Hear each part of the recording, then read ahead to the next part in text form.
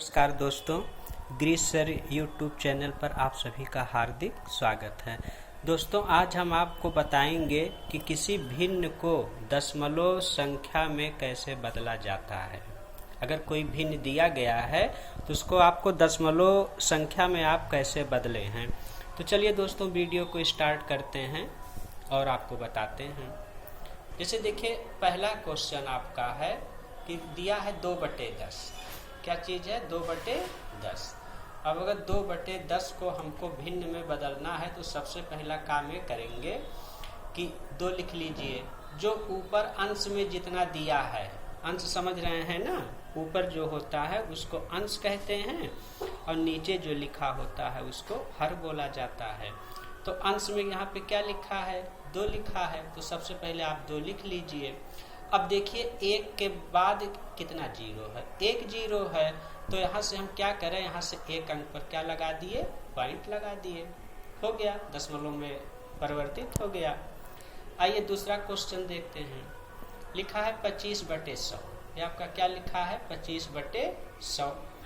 अब इसको अगर हमको दशमलव में बदलना है तो सबसे पहले अंश में क्या लिखा है? 25 लिखा है। तो अंश में जितना लिखा हो उतना आप लिख लीजिए। तो कितना लिख लिए? 25 लिख लिए। अब देखेंगे 1 के बाद कई जीरो लिखा है? 2 जीरो है। 2 जीरो है।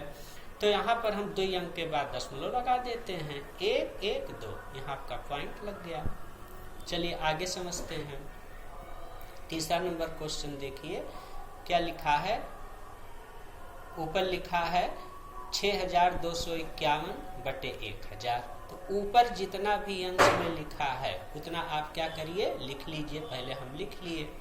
अब ये देखेंगे कि 1 के बाद कितने जीरो हैं? तो 1 2 3 जीरो। तो यहाँ से हम 3 अंक के बाद दशमलव लगाएंगे। 1 2 3, और यहाँ आपका क्या लग गया? दशमलव लग गया। आगे देखते हैं। जैसे है 315 और नीचे इतना सब लिखा है।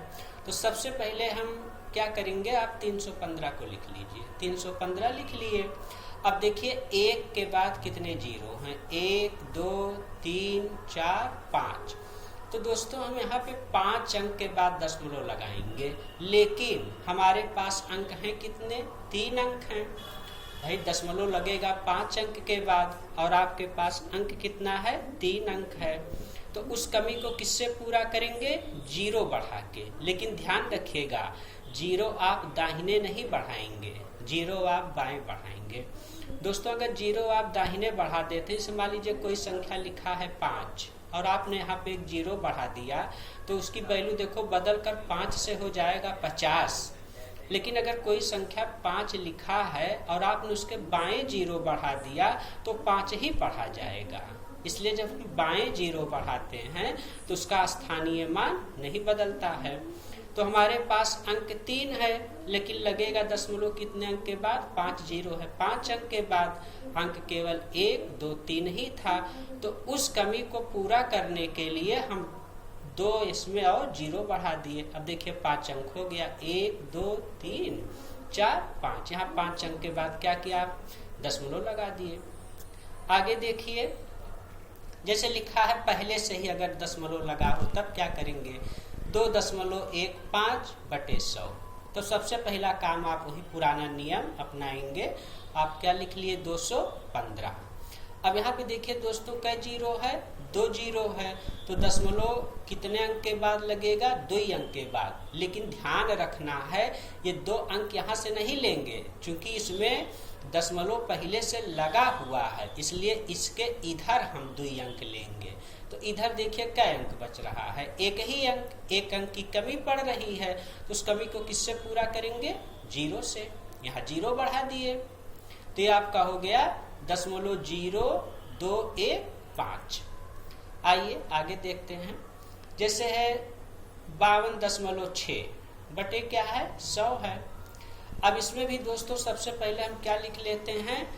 526 लिख लिए। 526 जो हर में दिया है उतना आप लिख लीजिए। अब यहाँ पे कै जीरो है? 2 जीरो है। तो दशमलव कै अंक के बाद लगना चाहिए? 2 अंक के बाद। लेकिन दशमलव अगर पहले से लगा हुआ है तो वहां से अंक लिया जाएगा। आप यहाँ से नहीं जोड़ेंगे कि 1 1 2 तो यहाँ दशमलव लगेगा, नहीं, दशमलव यहाँ पे पहले से लगा है तो हम 2 अंक इधर शिफ्ट करेंगे, बाएं 1 2, तो 5 के बगल में हम क्या किए, दशमलव लगा दिए, तो हो गया 0.526। दोस्तों इसमें सबसे पहले ध्यान आपको ये रखना है कि अगर कोई हमारा भिन्न है, अंश जितना लिखा हो, तो सबसे पहले क्या करिए, आप उस अंश को लिख लीजिए। अब 1 के आगे जितने 0 बढ़े हों उतने अंक के बाद हम क्या लगा देंगे, दशमलव लगा देंगे। जैसे देख रहे हैं सब में उतने अंक के बाद क्या लग जा रहा है, दशमलव लग जा रहा है।